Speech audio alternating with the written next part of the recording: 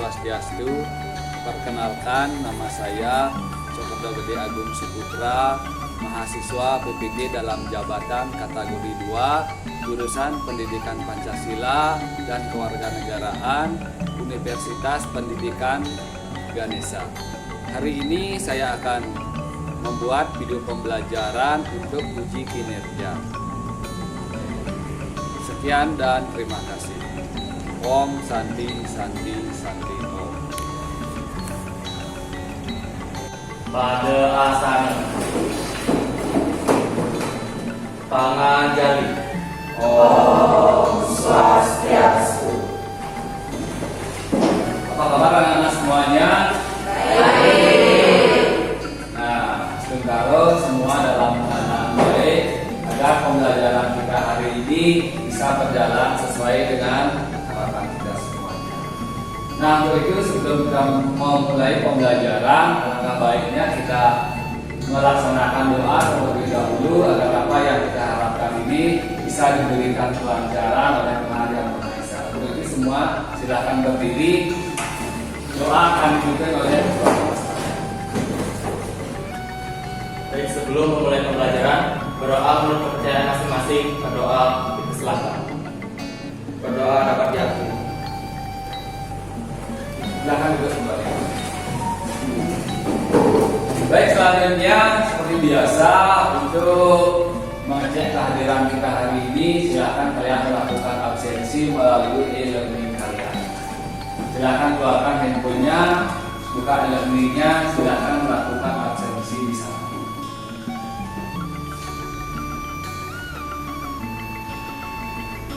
Nah, selanjutnya kita akan menyanyikan salah satu lagu nasional. Satu nusa, satu bangsa, satu rasa kita, tanah air pasti jaya untuk selama-lamanya. Kita akan melaksanakan ice breaking. Nah, di mana ice breaking akan dipimpin oleh salah satu teman kalian. Silakan kita untuk ice breaking bisa hari ini. Marilah menari di atas menara, di atas menara. Marilah menari, menari, marilah menara di atas menara. Terima kasih Inta. Tepuk tangan. Nah, sekarang kesepakatan kelasnya, biasanya ketika kita pembelajaran, apalagi di zaman sekarang semuanya menggunakan handphone, itu adalah satu alat yang bisa merusak konsentrasi. Jadi kalau tidak ada instruksi dari Bapak untuk bermain handphone atau menggunakan handphone, tolong jangan gunakan handphone. Bisa dipahami? Silakan cek kesiapan kalian baik dari buku pembelajaran, tempat duduknya, tolong dirapikan agar pembelajaran kita hari ini bisa berjalan sesuai dengan apa yang kita harapkan. Nah, untuk itu sekarang silakan keluarkan bukunya, LKS-nya, buka bab 1. Bab 1 materinya yaitu makna dan kewajiban, makna hak dan kewajiban warga negara. Nah, sebelum kita lanjut ke materi, akan ada persepsi terlebih dahulu. Nah, persepsi kita kali ini Bapak akan memberikan sebuah pertanyaan kepada kalian, ya. Nah, pertanyaan yang pertama yaitu apa hak warga negara terhadap negaranya? Siapa yang bisa menjawab? Silakan Dewo Ayu. Baik, saya jawab. Pertama itu adalah hak mendapatkan pendidikan, dan yang kedua hak mendapatkan bantuan negara. Ya, betul sekali. Yang pertama hak mendapatkan pendidikan, terus yang kedua adalah hak untuk mendapatkan bantuan yang layak. Nah, terus yang kedua sekarang apa kewajiban warga negara terhadap negaranya? Nah, apa kewajiban kita terhadap negara kita? Silakan tadi saya sudah. Perwakilan cowok satu di belakang Bang Aris. Kewajiban warga negara negaranya yang pertama wajib mentaati aturan yang berlaku, dan yang kedua wajib membayar pajak. Nah, hak kita terhadap negara kita yang pertama wajib mentaati aturan. Jadi itu adalah sebuah kewajiban, berarti sebuah keharusan. Terus yang kedua wajib membayar pajak. Selanjutnya akan ada pretest terlebih dahulu. Bapak akan menguji kemampuan kalian sebelum kalian mendapatkan penjelasan materi dari Bapak. Nah, untuk itu sekarang silakan keluarkan handphonenya. Pretest sudah Bapak share di e-learning. Silakan dikerjakan.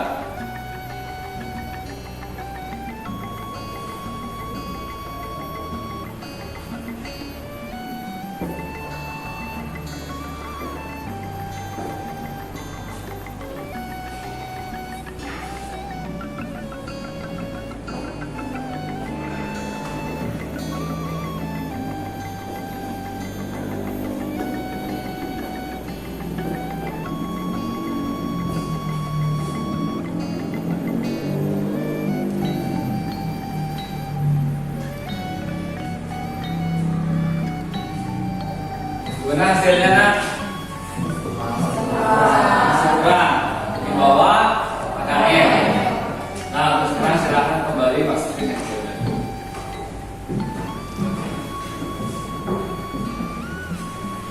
Nah, baik, sebelum kita mengarah ke materi, jadi sekarang akan ada penyampaian ya kompetensi dasar.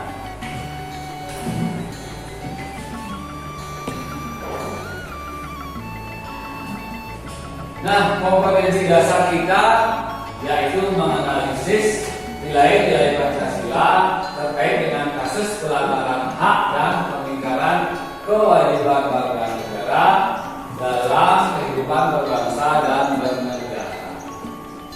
Adapun indikator pencapaian kompetensinya, yang pertama mengidentifikasi makna hak dan kewajiban warga negara.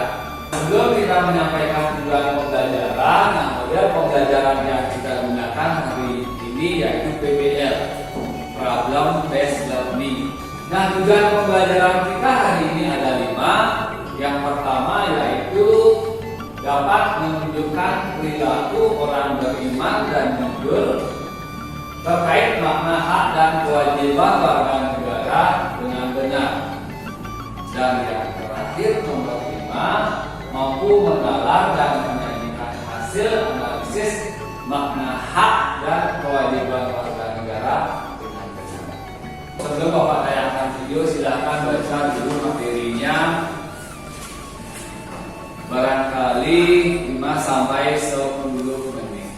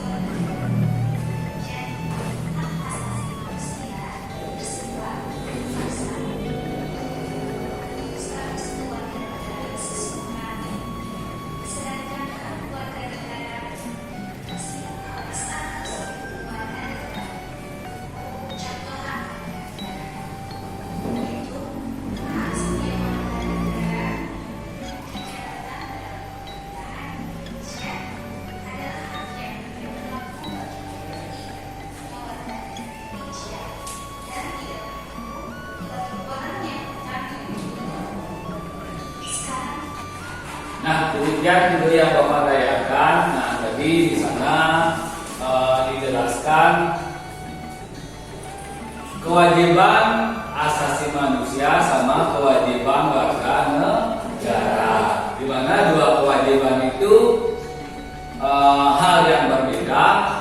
Kalau kewajiban asasi manusia tidak terikat akan status warga negara, kalau kewajiban warga negara maka itu akan terikat dengan status kewarganegaraan. Nah, kalau kita berbicara hak asasi manusia itu memang tidak tidak tergantungan dengan status warga negara, karena hak itu sifatnya universal, bisa dipergunakan di mana saja. Beda halnya dengan hak warga negara yang hanya bisa kita pergunakan di dalam negara kita saja. Nah, baik, selanjutnya kita akan mengarah ke materi. Nah, yang pertama, makna hak dan kewajiban warga negara.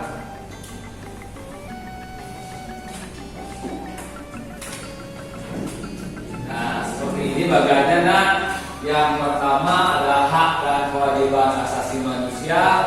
Yang kedua adalah hak dan kewajiban warga negara. Yang ketiga, kewajiban warga negara terhadap negara. Dan yang terakhir, kewajiban negara terhadap warga negara. Nah, yang pertama, makna hak asasi manusia. Nah, di mana hak asasi manusia itu merupakan seperangkat hak yang melekat kepada diri manusia tersebut sejak manusia itu dilahirkan ke dunia ini sebagai karunia Tuhan yang Maha Esa. Kapan manusia itu lahir? Seketika itu pula mereka sudah membawa haknya tersendiri. Karena itu merupakan anugerah dari Tuhan yang Maha Esa, dan itu tidak bisa diganggu oleh siapapun. Nah, hak itu sifatnya universal, tidak terpengaruh status kewarganegaraan. Baik itu kalian di luar negeri, di dalam negeri, yang namanya hak asasi manusia bisa dipergunakan. Begitu pula dengan orang asing yang ke sini, apakah mereka bisa menggunakan hak mereka di sini?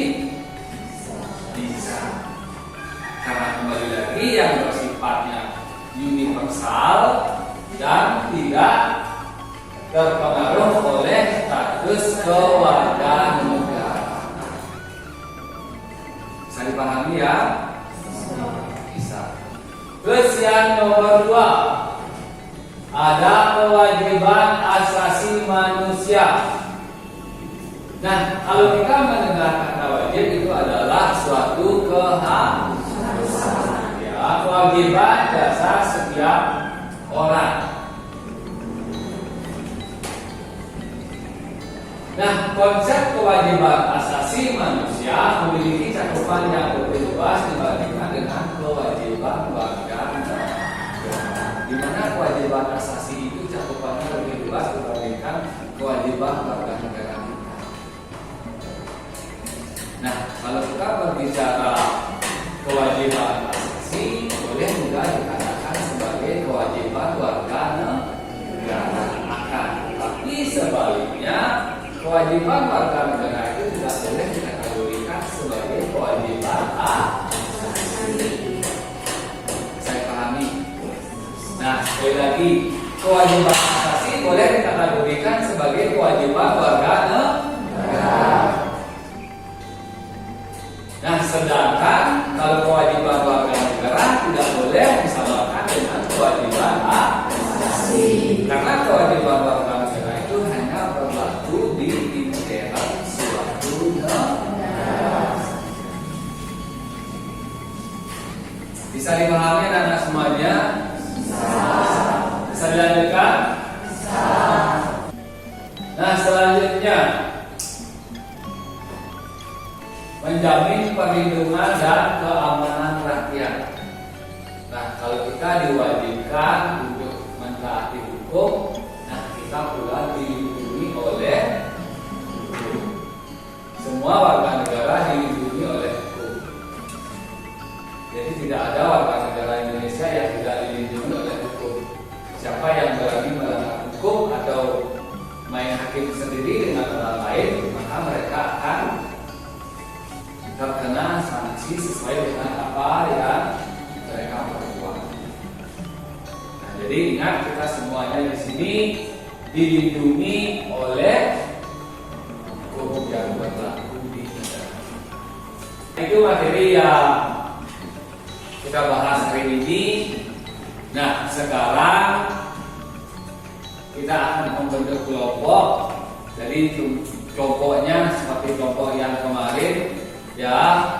Silakan sekarang kalian tergabung di dalam kelompoknya masing-masing. Kelompok 1 paling selatan, terus di sini kelompok 2, terus paling kanan kelompok 3. Silakan.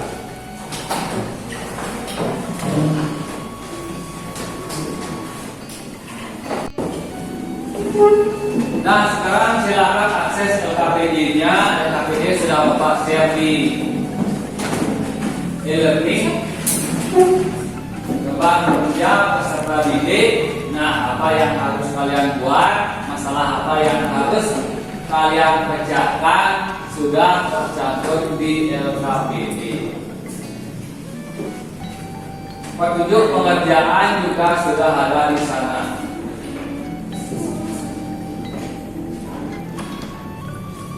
Nah, nanti masalah yang kalian dapat, kalian kerjakan di dalam kelompok. Nanti ketika sudah selesai, maka satu persatu dari 3 kelompok ini akan menyampaikan presentasi di depan kelas, di mana kelompok lain akan menanya atau mengajukan satu pertanyaan berkaitan dengan apa yang dibahas oleh masing-masing kelompok. Jelas? Jelas. Nah, nanti kalau ada yang kurang jelas, boleh ditanyakan kepada Bapak.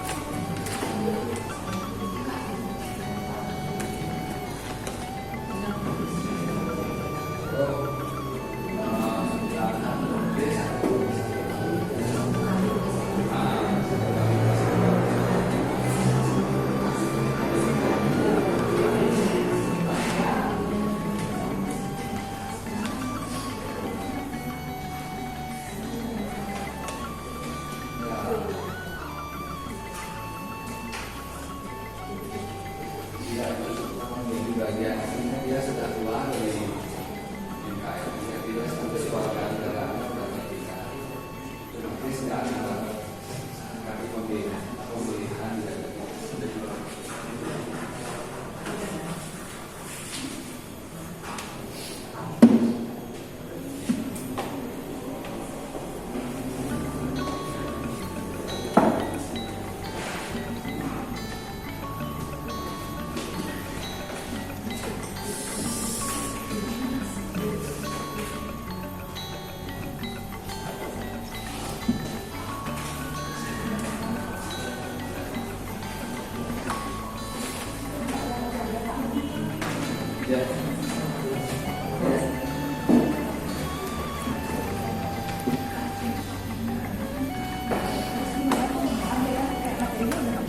tapi aku dapat dari sumbernya dari Google. Kalau nggak salah aku dapat juga apa gitu kan tentang pendidikan politik rakyat, terus memaksimalkan fungsi partai politik. Jadi dengan memaksimalkan fungsi partai politik ini kita dapat meningkatkan partisipasi masyarakat dalam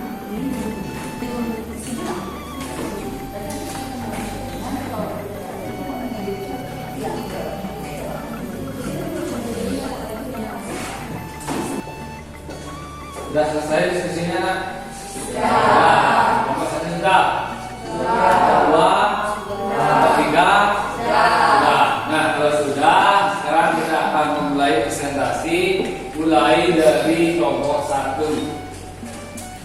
akan diwakili 2 orang. Silakan dipersilakan. Selamat pagi teman-teman. Nah, kami dari perwakilan kelompok 1 akan mempresentasikan hasil diskusi mengenai KPD yang telah ditugaskan. Namun sebelum itu, alangkah baiknya kami memperkenalkan diri terlebih dahulu. Nama saya Ibu Ala Adela Putresa dan rekan saya. Perkenalkan, nama saya Dua Erika Sumarita. Nah, di sini kelompok 1 ditugaskan untuk membahas tentang peningkatan angka golput. Nah, terdapat ada soal di dalam KPD tersebut yang berbunyi berkaitan dengan hal-hal tersebut. Coba Anda identifikasi faktor-faktor yang menyebabkan meningkatnya angka golput tersebut. Nah, berdasarkan hasil diskusi kami mendapatkan beberapa jawaban, yaitu faktor-faktor yang menyebabkan meningkatnya angka golput tersebut, yaitu yang pertama, banyaknya warga negara yang tidak terdaftar atau tidak mendapatkan kartu pemilih atau kartu undangan pemilih yang belum sampai.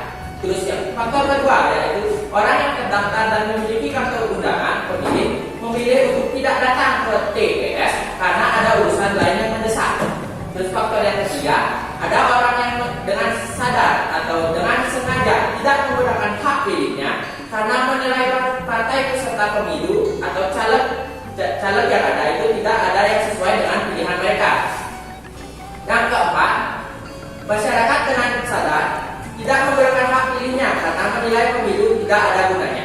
Untuk faktor yang lain akan disampaikan oleh rekan saya. Saya ingin menambahkan, ada 3 faktor yang menyebabkan tingginya angka golput pada pilkada, yaitu faktor sosial ekonomi yang dikatakan belakangi seperti pendidikan, pekerjaan, dan keadaan ekonomi sangat memberikan pengaruh terhadap masyarakat dalam hal tidak ikut memilih dalam pemilihan. Yang kedua ada faktor psikologi dan pilihan rasional juga turut mempengaruhi mereka untuk tidak ikut serta dalam pemilihan.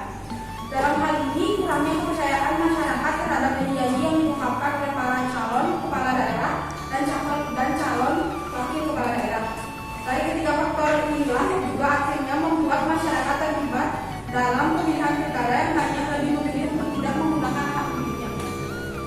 Sekian dari kami. Nah, itu sekian pembahasan dari masalah yang dapat dikasih KPD kami. Kira-kira dari kalian ada yang perlu ditanyakan?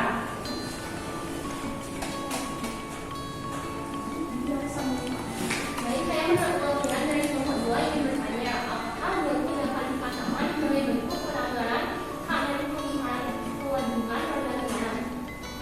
Terima kasih atas pertanyaannya. Mohon izin waktu untuk berdiskusi lebih dahulu. Saya ingin menjawab pertanyaannya. Kan pertanyaan tadi itu apakah golput dapat dikatakan sebagai bentuk pelanggaran hak dan pengingkaran kewajiban warga negara? Jawabannya ya, karena tujuan demokrasi adalah dari rakyat oleh rakyat untuk rakyat dan kedaulatan tertinggi berada di tangan rakyat. Oleh sebab itulah rakyat diberi hak pilih untuk memilih pemimpinnya secara langsung, dan rakyat wajib untuk menggunakan hak pilihnya sebagai sarana penyampaian aspirasi dan pendapatnya. Maka apabila rakyat tersebut memilih untuk golput, berarti dia tidak melaksanakan hak dan kewajibannya sebagai warga negara. Karena tidak diawali dengan semangat jadi, maka kami akhiri dengan selamat siang dan terima kasih. Selanjutnya silakan perwakilan 2 orang dari kelompok 2. Silakan kelompok 2. Swastiastu.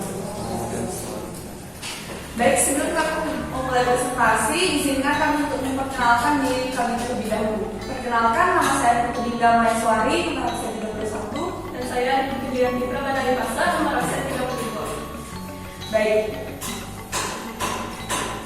Jadi masalah yang membuat dua dapatkan yaitu, menurut Anda, apa dampak terburuk ketika tingkat partisipasi rakyat pada pemilihan umum terus mengalami penurunan?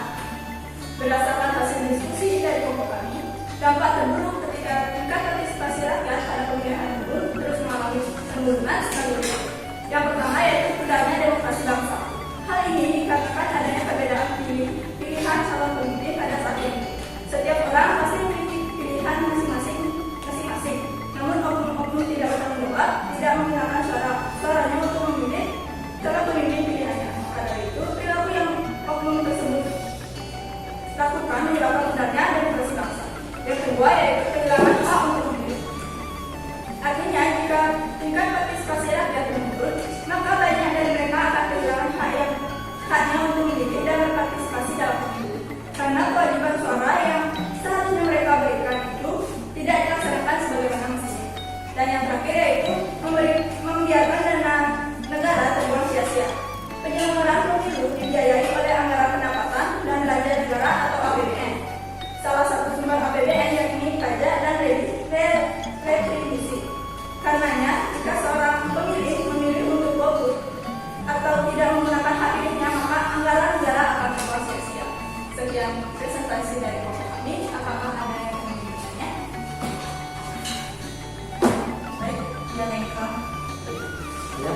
pendidik politika yang bertanya, mengapa membiarkan dana terbuang sia-sia dikatakan sebagai salah satu dampak buruk ketika tingkat partisipasi rakyat pada pemilihan umum terus mengalami penurunan?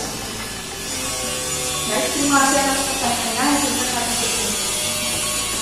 Baik, izin menjawab pertanyaan dari kelompok 3 yang dimana pertanyaannya adalah mengapa dan membiarkan dana terbuang sia-sia dikatakan sebagai salah satu dampak terburuk ketika tingkat partisipasi rakyat dalam pemilihan umum terus mengalami penurunan. Nah, setelah kami berdiskusi, kami menyimpulkan bahwa di mana dikarenakan pada saat pemilu sudah tentu menggunakan kas negara atau APBN untuk mempersiapkan hal-hal yang digunakan untuk yang digunakan pada saat pemilu. Hal itu seperti kertas pilih, persiapan tempat, persiapan tas, dan persiapan fasilitas-fasilitas yang memadai untuk dilaksanakan demi kelancaran pemilihan tersebut. Nah, dengan begitu, jika tingkat partisipasi rakyatnya itu menurun untuk melakukan pemilu tersebut, sudah tentu uang yang dikeluarkan negara tersebut akan terbuang sia-sia. Karena dimana yang seharusnya uang tersebut digunakan oleh rakyat tersebut untuk pemilu, jika rakyatnya tidak memilih, maka uang tersebut akan sia-sia. Baik, terima kasih atas pertanyaannya dan terima kasih atas partisipasinya. Oh, Santi. Oh. Nah, sekarang silakan perwakilan dari kelompok 3. 2 orang silakan ke depan. Selamat siang. Jadi kami dari perwakilan kelompok 3 akan mengutarakan atau mempresentasikan hasil diskusi kami mengenai salah satu permasalahan di LKPD, di mana permasalahan yang kami dapatkan yaitu soal lembar 3. Tapi sebelum itu, tak lama kata saya, biar saya perkenalan dulu. Perkenalkan, nama saya Edisi Aida Narasumkami, saya nomor absen 9 dan ditemani oleh Saya Komawa Yuma Putra, nomor absen 22.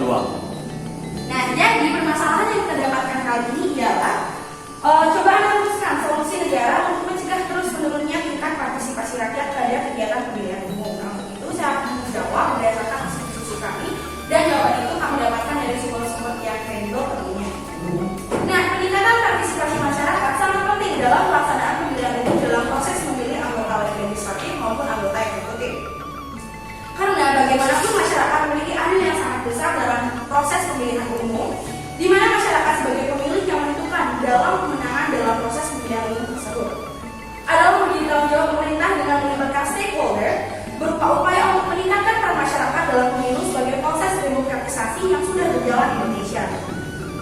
Nah, itu yang dapat saya presentasikan. Apakah teman-teman ada yang bertanya mengenai pemaparan jawaban yang tadi? Silakan. Ya, Baik, saya dari perwakilan dari kelompok 1 ingin bertanya, apa sih partisipasi masyarakat dalam politik khususnya pada pemilu? Baik, terima kasih untuk pertanyaannya. Izinkan untuk kelompok kami berdiskusi terlebih dahulu. Izin menjawab pertanyaan dari kelompok 1 yang mana pertanyaannya kira-kira apa partisipasi masyarakat dalam politik khususnya pada pemilu. Baik, menurut sumber yang kredibel yang kami dapatkan, peran serta atau partisipasi masyarakat dalam politik adalah kegiatan seseorang atau sekelompok orang untuk turut serta secara aktif dalam kehidupan politik dengan jalan memilih pemimpin negara dan secara langsung atau tidak langsung mempengaruhi kebijakan pemerintah dan public policy. Secara konvensional, kegiatan ini mencakup tindakan seperti memberikan suara dalam pemilihan umum, menghadiri rapat umum, menjadi anggota suatu partai atau kelompok kepentingan, mengadakan pendekatan atau hubungan dengan pejabat pemerintah atau anggota parlemen dan sebagainya. Baik, karena tidak ada yang ingin bertanya lagi, kami akhiri diskusi kali ini. Bila ada kesalahan yang kami perbuat, baik yang disengaja atau tidak disengaja, kami mohon maaf. Dan akhir kata kami tutup dengan terima kasih dan selamat siang. Terima kasih.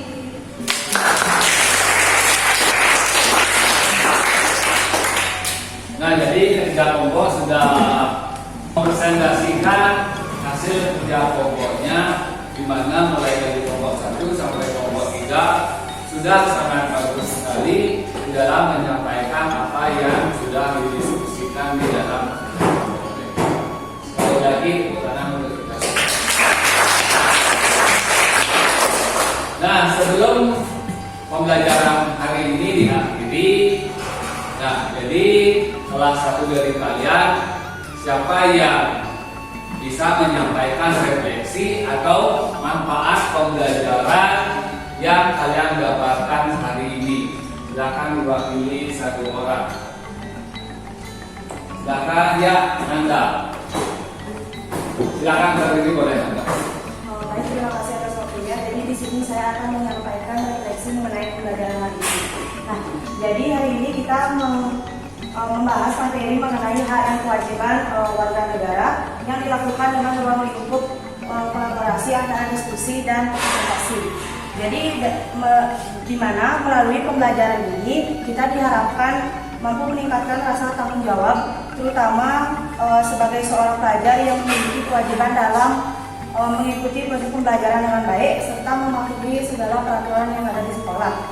Selain itu, melalui pembelajaran ini kita juga diharapkan mampu meningkatkan kesadaran terhadap kewajiban dan hak.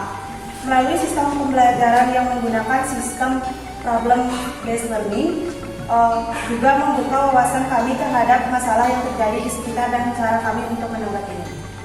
Terima kasih. Nah, selanjutnya kesimpulan, siapa yang bisa menyampaikan kesimpulan pembelajaran kita hari ini? Silakan siapa? Baik, di sini saya akan menyampaikan kesimpulan dari materi kita hari ini, yakni makna hak dan kewajiban warga negara. Dapat kita simpulkan bahwa kewajiban negara ini dan hak warga negara ini merupakan sesuatu yang satu dan tidak dapat kita pisahkan, di mana warga negara tersebut mendapatkan hak sebagai warga negara, maka di situ juga warga negara tersebut harus menjalankan kewajiban terhadap negara tersebut. Jadi kita sebagai warga negara yang baik harus senantiasa dapat menyeimbangkan dan menselaraskan kewajiban serta hak dalam berwarga negara tersebut. Sekian kesimpulan yang dapat saya sampaikan. Terima kasih.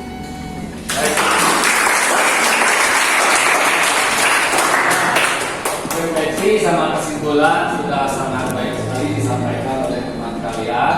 Nah, sekarang kembali keluarkan handphone, kita akan melaksanakan post test. Nah, post test kembali buka di e-learning dari PTKN 12 2022 2023. Bapak sudah share di sana.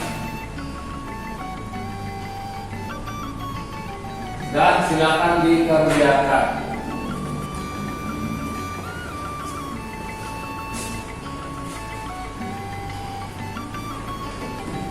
Sudah?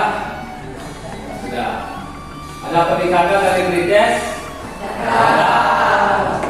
Baik, kurang untuk kita semua. Baik, materi yang akan kita bahas minggu depan yaitu kasus-kasus pelanggaran hak dan pengingkaran kewajiban warga negara. Nah, untuk itu silakan nanti di rumah dipelajari materi kasus pelanggaran hak dan pengingkaran kewajiban warga negara. Nah, karena tadi di awal kita diawali dengan doa, nah untuk penutup pembelajaran hari ini juga akan kita akhiri dengan doa. Silakan keluarlah untuk doa sekali. Silakan berdiri.